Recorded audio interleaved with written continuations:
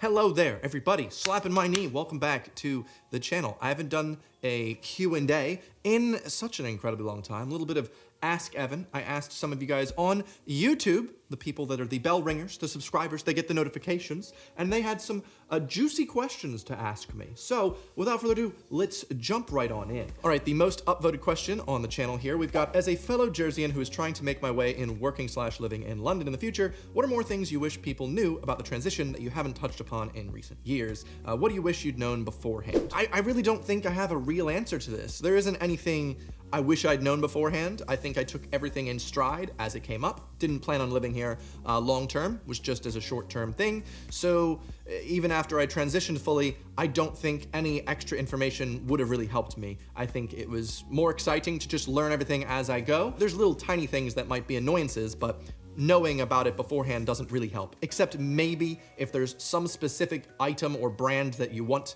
that you like in the US, chances are it doesn't even exist here. So a lot of brands of things like linens or just things that you grew up with knowing are good quality brands, you don't know any of the brands here in the UK. You don't know which ones are safe to bet by, so you kind of just have to ask people like, is this a good brand? It took me ages to find out that John Lewis is kind of just like a big conglomerate of, they try and have good quality items, and they're like a big, almost like Walmart, except high quality Walmart. Where the department store that does good, but I don't trust department stores usually, so it's really hard for me to wrap my head around. So basically, you're gonna have to rewrite your brain's knowledge of good companies to buy good products from, and just kind of risk it. Or spend hours and hours and hours reading every review of every product ever like I do. When's the flat tour video? Yes, I know, I did move into a place, and every other place I've ever moved to, I've done like a little tour video, and that is coming. But literally, if you saw the video I've already uploaded on my second channel, I think I have 2 more to do still,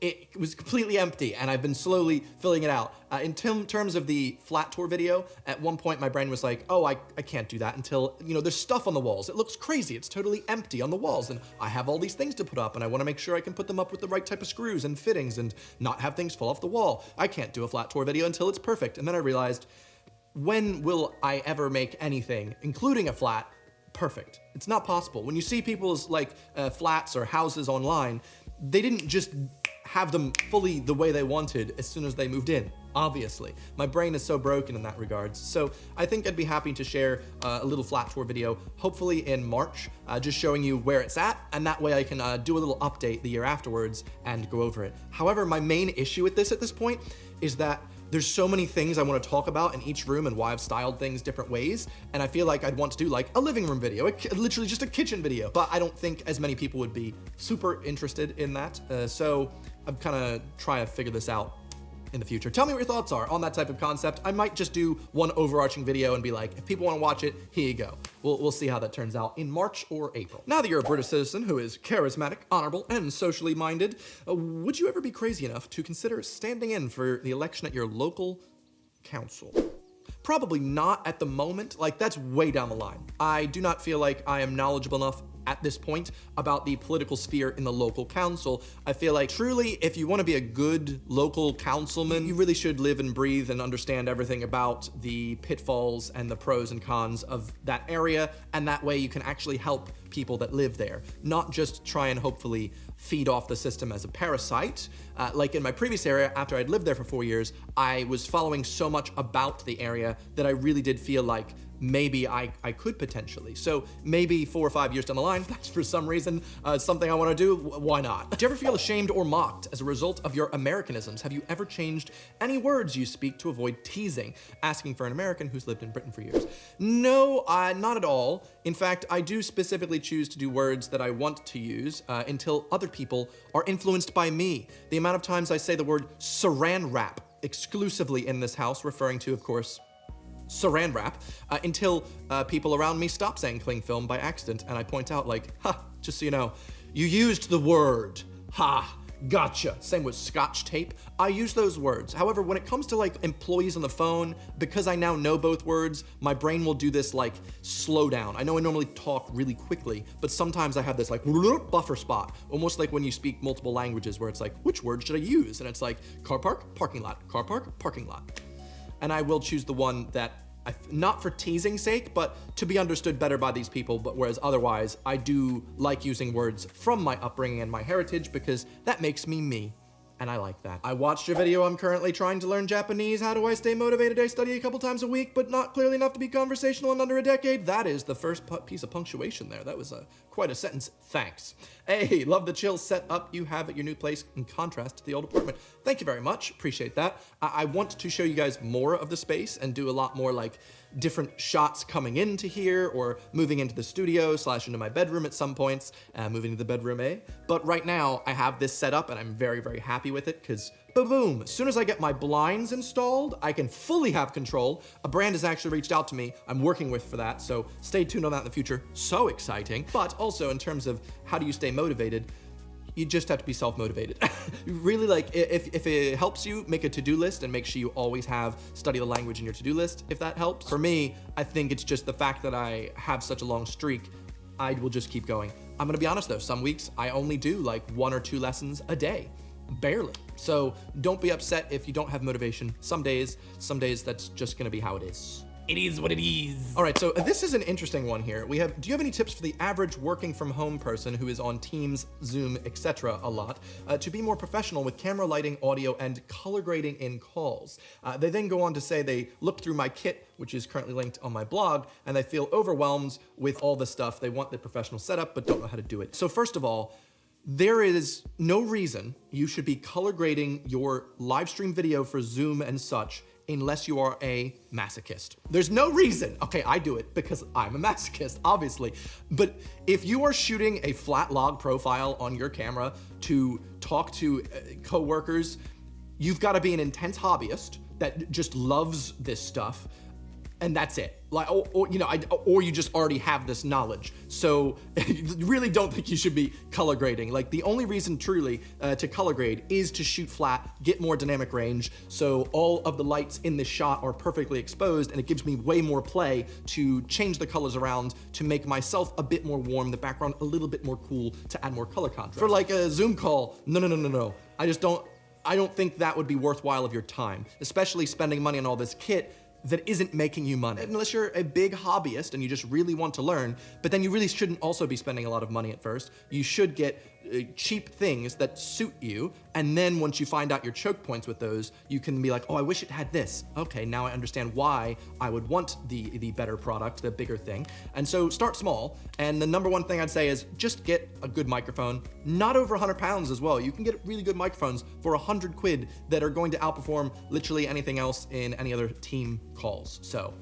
that's just my advice. What are the main expenses you've had to add to your budget now that you're a homeowner? I don't quite know this yet because right now I'm still in the phase of furnishing the house and doing that big spend to get everything in the house that I want before it comes into the nitty-gritty of like, oh, now that I have these things, I need to spend money to upkeep them or something.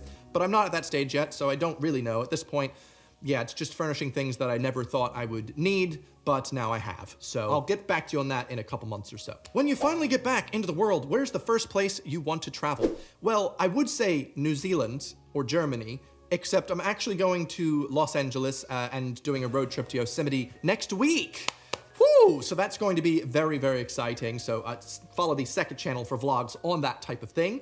That is coming very soon. Not as much a question, but a video suggestion. Your audio sounds amazing. I was wondering if you'd ever consider a video on your audio editing process. As you say, yeah, those videos don't really perform well on either of my channels. I think that's because most of my audience aren't really as interested in the creative aspect, which to me is so sad because I'm so interested in it. But I will still continue to make that type of content every once in a while when I see fit. Also, the future Skillshare course, hopefully on that similar vein. Also, thank you. I think my audio is one of my weakest at this point because the fact that, for instance, right now I'm in a giant living room. Echo. Yeah, to me it sounds so bad. I try my best in post-processing to do some EQ, and you might have noticed in my recent video, for instance, I've added in a little extra bit to my workflow where if a graphic comes in from the left, you will actually hear it panned in your left headphone or left monitor versus the right. Why have I done this? No one will notice? Because I think it sounds pretty cool. What's one place in England you haven't visited but you'd really want to? I've never been to all the way far west, like Cornwall. I've never been to that area, which is supposedly very, very beautiful. I'd like to see it at some point. you know, just feels like a nice place. Also, favorite place in the north, I haven't been to enough places, so I guess Liverpool, the true north. Did you ever expect when you first started making YouTube videos to be where you are now? Did you ever hope to be? Honestly, ever since I started making videos, it was just to share things. It was just to create things and share my thoughts and just put myself on the internet, because I thought YouTube was just such a cool thing that was very new and undiscovered, and I liked the ability to just vlog and share bits of my day. And these days, especially on my second channel, I really like that I have gone back to just vlogging my life. I really enjoy it for myself. I can now go back and look at a video from last year and be like, wow, like, what a great day. I'm so happy I was able to record that, and now it lives on forever and I can watch it and remember how nice of a day that was where we baked cookies, or at least we tried. Having just moved into your new flat, what is one thing you wish your new flat had that it doesn't have? I'm gonna say nothing, to be completely honest. I'm so happy with this place that I can't imagine moving into this place that I worked so hard to get over months and months and saving for years and years, and then go, oh, I wish it had this. No, like, I'm so thankful and blessed to have this, and I will make the best with what I have because I'm so thankful that I have this. So I am not looking at greener grass anywhere. I'm just so happy with what I have here, and I'm gonna make the best of it. Does your new flat allow pets, and will you be getting one? I am allowed a pet if I'd like here in my flat, which is nice. Will I be getting one? Not quite yet. I kind of just want to make sure I've got the place in a way that I'd like. It's currently always really, really clean, and I know that as soon as I get an animal, that is not going to be as clean, and also the smell of dander really gets to me because I have this smelling ability and I can smell animal on everyone if they have animals, and so I want to make sure it's the right type of thing. And I also find most hypoallergenic animals I'm like, except for Samoyeds. Samoyeds are like a dog that I'd get eventually, but I'd want to make sure that I'm in the right state to fully be this dog's daddy. You know what I'm saying? Like, not to be like, oh, I'm going to LA for 2 weeks. I hope someone can take care of it. You know, it's a big responsibility. I don't just want to be a YouTuber that's like, I got a dog for views. I don't take care of it. That's it. Yay! How did you meet your girlfriend, and how long have you been dating? We've been dating for about 7 months now, and we met via Hinge. I feel like every person I know that's found a relationship partner in the last year, same answer, via Hinge. I'm actually planning a video on my dating app data in the next couple months or so, because it's absolutely fascinating. I've done some deep diving into it. Tinder is dreadful. Bumble used to be okay. Now it's literally just as bad as Tinder. But Hinge, actually really useful and algorithmically good at finding you someone that's a good match.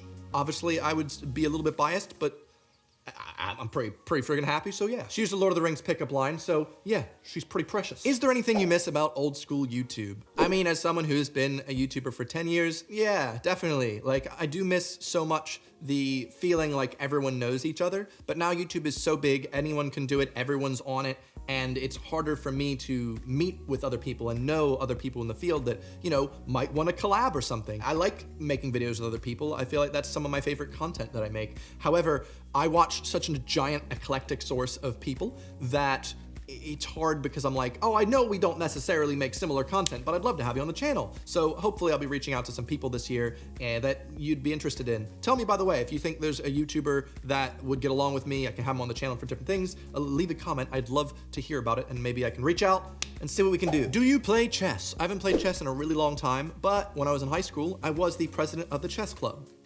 teaching people all the different techniques. So I definitely used to play quite a lot with my dad, played Stratego as well. And because of that, I was also very much into turn-based strategy games. So really big into Advanced Wars, Wargroove, stuff like that, Civilization. Oh, beautiful. Who are you subscribed to on YouTube? Wouldn't you like to know? I've actually got a video coming out in the next couple weeks about this very topic. It's gonna be really, really nice, so you should subscribe to not miss that in your feed. Thank you so much for watching this video and sitting through my lovely little spiel and Q&A. I hope you have a lovely day, and if you're not filled in all the way, you can watch this other video I did on my second channel where I do all the behind the scenes of how I got to this actual flat. Stressful, but exciting. Anyway, I'll see you guys on the next one. Goodbye.